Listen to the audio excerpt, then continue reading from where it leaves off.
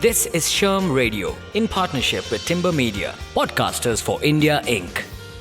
Hello and welcome to yet another episode of SHRM Radio. My name is Rakesh, Sharma. Let me pose you a question. If you are a leader in an organization, would you consider yourself an M, a T, a Pi, an I, or an E? That sounds like grades in a weird grading system, but those words actually mean something, especially in the world of leadership. These are all types of leaders based on the kind of expertise they have. Each one talks about expertise, the depth of it, the fields in which you have expertise, and how they all contribute to you becoming a certain type of leader. Broadly put, on SHRM Radio, we are talking about different kinds of leaders, whether they are generalists or they are specialists, and what the trends have been over the past few years as to who is preferred in C-suite, certainly for CEO roles and even certain HR roles within an organization. So on our quick discussion today, we'll be talking about the generalist versus the specialist, and I'll be joined later by Seetal Iyer, who not only runs an organization herself, but has also interviewed in depth some of the best known leaders of India Inc. over the past 2 decades. What have her experiences been with leaders of these differing letter shapes? We'll find out all of that and more on this episode of SHRM Radio. You are listening to SHRM Radio in partnership with Timber Media, Podcasters for India Inc. Edward P. Lazier, who is a labor economist at the Stanford Graduate School of Business, was researching the very question that we are talking about today. Who is likely to land a C-level job? Is it going to be generalists or is it going to be specialists? He said, and I quote, "The higher you get in an organization, the more likely you are to encounter problems from a variety of different areas.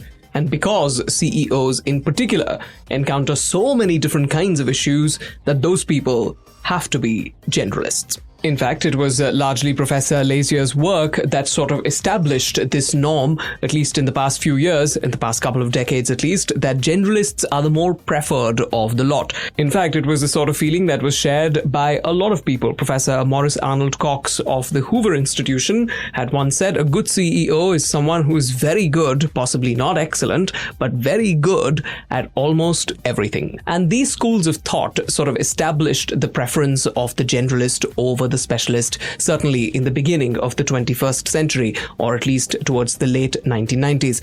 Professor Lazier of Stanford even went on to conduct a survey of 12,500 GSB alumni. Respondents who have had 2 or fewer roles had only a 2% chance of eventually becoming a C-level leader, while those who had held at least 5 positions had an 18% chance of reaching the top. So it became almost established truth, if you will, that generalists were the preferred lot. But of course, that assessment has also changed over time.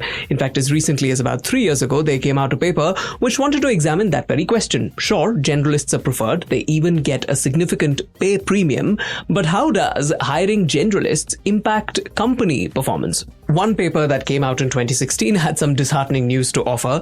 It went on to say that generalist CEOs are certainly highly sought after and they even get a pay premium, but a significant body of work in this area has not focused on the most desired outcome of higher pay, which is, of course, firm performance.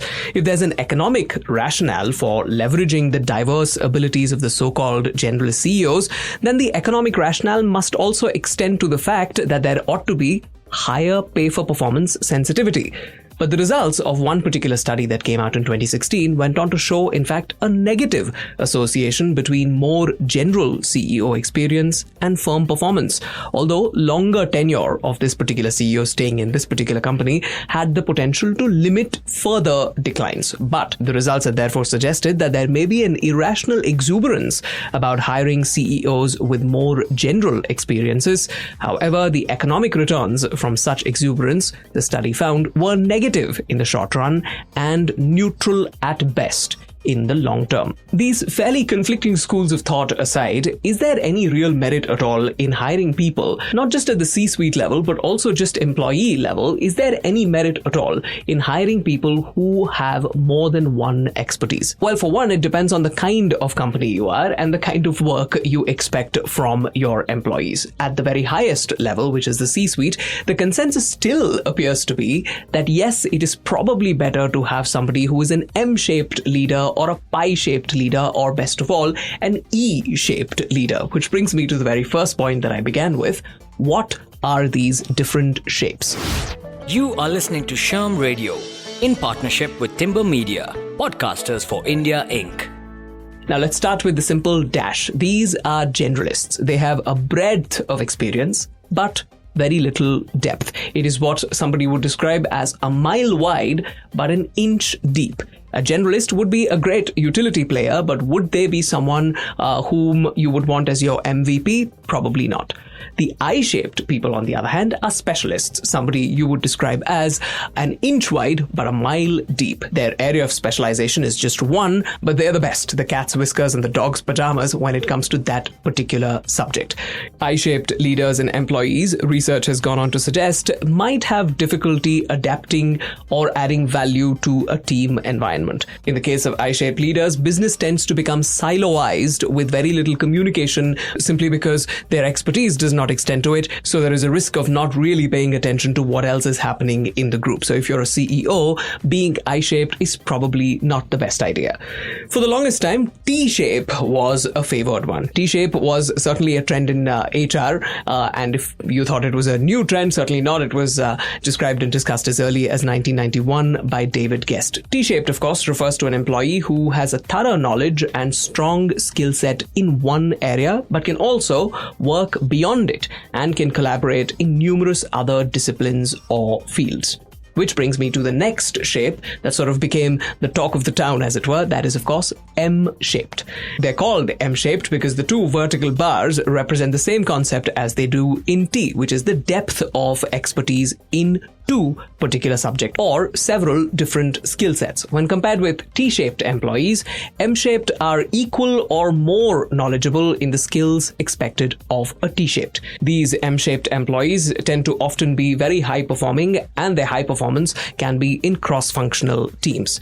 Related to T and M comes pi. Pi-shaped employees, the Greek letter pi, shaped employees are employees with a broad base with two expertise areas, which gives, of course, the shape of pi. There are several examples that you can think of. They're generally described as those people who have a great balance of left brain and right brain. But of course, some of those schools of thought are quite outdated, but I'm just trying to acquaint you with the terms that are out there in terms of letters and leaders. There are also objects in leaders. There's something called the comb-shaped leader, who has a rather generalist broad knowledge, but not particularly deep expertise in several different specialities. Just think of a comb with its different teeth. Just think of a comb that does not have very deep teeth, which can work in some situations where a particular group of companies has various different undertakings, and you might want someone who has a little more than basic knowledge of most of the undertakings, which is probably much better than somebody who doesn't know any at all.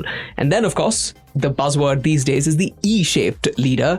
E-shaped leader is somebody who carries experience with expertise. That is, of course, everybody looks for in a CV, experience and expertise, but these are also leaders who are able to explore a whole lot more and execute these new ideas better. So in this world of startups and new ideas, perhaps what we are really looking for is somebody who not only packs in experience and expertise, but also has an explorative mind and is able to execute those ideas efficiently. So let me add another E to it.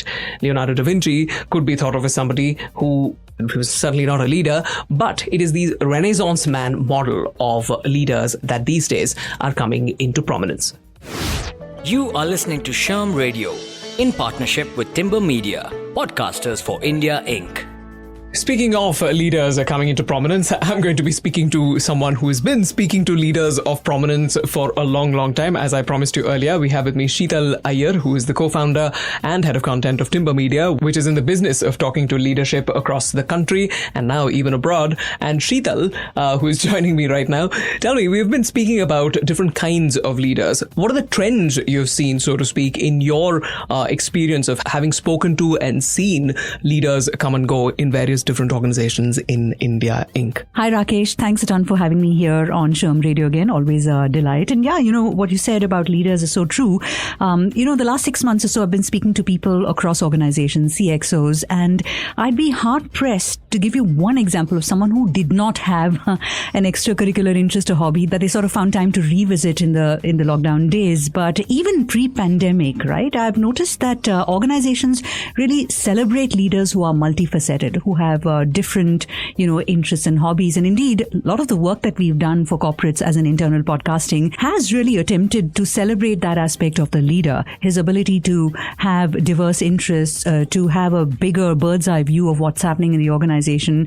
We're not just talking about business leaders or tech leaders. It's people who combine both these disciplines. That's the sort of thing that has been coming out in the podcast that we've done for India Inc. So yeah, your E-shaped, comb-shaped, professional, I think that is really the way forward as well, because millennials clearly are looking to learn, and learning opportunities need not always, come from another organization. Learning opportunities come from sometimes within the organization. And there was this very interesting LinkedIn report for the APAC region, if I'm not mistaken, and this one is titled Future of Recruiting. And it says that a significant number of companies in the APAC region have been focusing on reskilling and internal mobility in their talent acquisition strategy. The idea being that it's best to look at talent within the organization than actually seek it from elsewhere, especially in the context of the pandemic. So that's something interesting I came across in recent times. Yeah. So you're saying lateral movement within the same company, or indeed at the same level, even if it is different sectors, is the sort of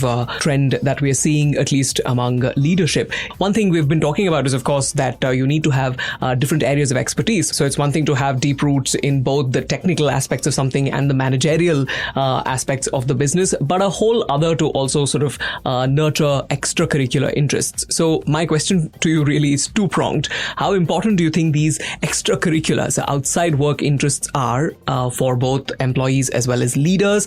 And what do you think, at least in your experience of having spoken to so many people, are the new requirements for new hires in India Inc.? Rakesh, at the level of the employee, one aspect of it is, of course, extracurricular interests. And I think I want to talk about this interesting project that we did for Accenture. I've always admired how they really encourage their employees to bring their whole selves to work. So they had this really cool talent spotlight kind of an event where they got people across the country, sent in their clips, their video clips of performances, singing, dancing, mimicry, poetry, all of that. And then we actually put together sort of a video broadcast of these performances. We had judges coming in and rating them. So it was a fun event, and I think the organization did well to celebrate their employees as extracurricular avatars, so to speak. But it's not just about extracurricular interests and hobbies like singing, dancing, art, etc. It's also in the area of skills that are kind of work related, right? So I was speaking to a few people who were part of a hackathon, young professionals in an organization, and they had been recruited through this particular hackathon, which is quite popular in that world. And they said that, nowadays, even in the area of software programmers and tech, right, the idea is to not just be this master of one particular skill or language or discipline. The idea is to broad base your skill set. And that is the opportunity that they found in this organization. So the hackathon really exposed them to a variety of programming techniques, tools, and languages. And that they thought was invaluable to them. So interests, not just in the extracurricular sense of the word, but also within the construct of work. That's what I think younger people are looking for. You are listening to SHRM Radio in partnership with Timber Media, podcasters for India Inc. Well, thank you, Seetal, for those insights. We, of course, have spoken about the requirements of leaders as they used to be a long time ago and how they've evolved over time, and how there are studies that may give you pause about what we thought was established truth already. But the understanding, of course, remains that the more skilled you are, the more areas you gain expertise in, the more extracurricular interests you develop outside your work, it can only be of benefit to you. So in the ages-old debate of generalist versus specialist, there are several pros and several cons in both those ledgers. And of course, where and how the chips may fall depends very much on the company and the company's culture. But as far as you are concerned, the listener who may be wanting to rise to the upper echelons of management, it is probably a good idea to lay down your roots in one and hopefully two or maybe even more areas, and not just laying down your roots, but actually extending them in the E format of actually trying to explore and execute some new ideas that you may have yourselves. Considering the new world is not merely about what we already knew, but what we can end up doing. Thank you so much for joining us on SHRM Radio. Until the next time, this is me, Rakesh Sharma, saying thank you for joining us, and stay with us because there are so many other interesting conversations to listen to right here on SHRM Radio. This is SHRM Radio in partnership with Timber Media, podcasters for India Inc.